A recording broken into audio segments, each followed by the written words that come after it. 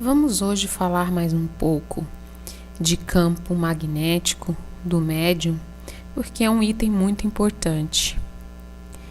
Para falarmos mais de campo magnético, temos de falar do fluido cósmico universal. O que é o fluido cósmico universal? O fluido cósmico universal é o plasma divino, é onde tudo está imerso. É como se estivéssemos dentro de um oceano e a água fosse o fluido. Ele está envolto em tudo. E ele pode também ser manipulado por emissões eletromagnéticas das pessoas. Ou seja, nossos pensamentos e sentimentos vão modificar o fluido cósmico universal. Se estamos num ambiente, por exemplo, tem o fluido cósmico universal preenchendo esse ambiente, mas se as pessoas lá dentro começarem a pensar e terem sentimentos negativos, este fluido cósmico será impregnado de energias negativas e o ambiente ficará pesado. E o mesmo acontece com a nossa aura ou o nosso campo individual, que é impregnado pelos nossos pensamentos e sentimentos, modificando esse fluido.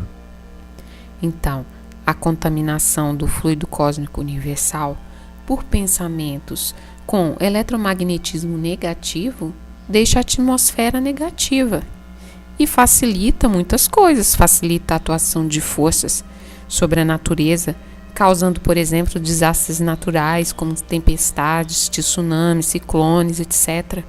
Porque numa região, por exemplo, da Terra, se os pensamentos e os sentimentos em totalidade forem mais negativos do que positivos, isso influenciará o fluido cósmico universal daquela região da Terra, deixando-o mais negativa, propiciando a atração de desastres naturais. Essa contaminação negativa também vai aumentar o número de suicídios, de assassinatos e aumentar o índice de violência em geral. E como o fluido pode interferir no médium? Bom, o médium ele pode ser sensível ou perceptivo. Nestes casos, tem a sensibilidade energética apurada.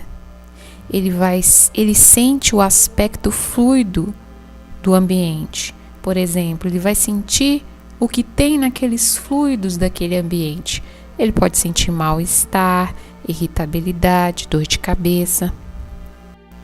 E esta sensibilidade do médium vai provocar dois fenômenos: o fenômeno de atração e de repulsão.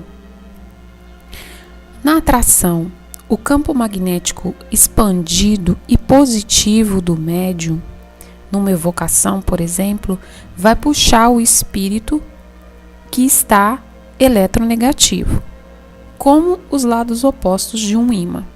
Então, tem médiuns muitas vezes que têm o campo tão expandido que os espíritos são atraídos ali por mentores, e à medida que o espírito negativo se aproxima do campo do médium, ele é encapsulado dentro deste campo para tratamento.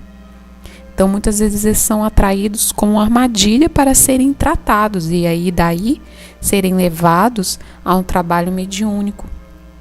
Por exemplo, um trabalho de desobsessão. E na repulsão vai acontecer o oposto, né? O campo positivo do médium repulsa todas as energias negativas quando ele não quiser. Verificamos muitas vezes que quanto maior a capacidade mediúnica, tanto maior será a força de atração ou de repulsão. E a extensão, ou seja, o raio de ação dessa força. Então, quanto maior o campo protetor do médium, ele vai atuar numa maior área, em metros, por exemplo, e também poderá atrair ou repulsar da forma que quiser. Por isso, muitos médiuns são apelidados de mata-borrão ou esponja, porque atraem tudo que existe no ambiente em que eles se encontram ou por onde eles passam. e de lá eles saem carregados. Por quê? Eles têm a força magnética, mas não sabem controlar esses fenômenos de atração e de repulsão. Então, quanto maior essa força magnética, maior a facilidade em atrair os espíritos, encarnados ou desencarnados, que vão cair sobre o campo magnético do médium. Nas sessões, por exemplo, nos trabalhos mediúnicos, é comum assistirmos à entrada brusca de um obsessor protestando que não queria vir, mas que foi trazido à força e com violência e rapidez, né? Ele foi puxado, ele foi sugado por aquele campo eletromagnético do médium. Porém, o fenômeno de atração e repulsão não acontece somente em trabalho mediúnico ou em médiuns preparados. Eles acontecem diariamente entre todas as pessoas. Nós todos temos um órgão que é mais doente, é um órgão mais sensível. Esse órgão é o nosso polo negativo.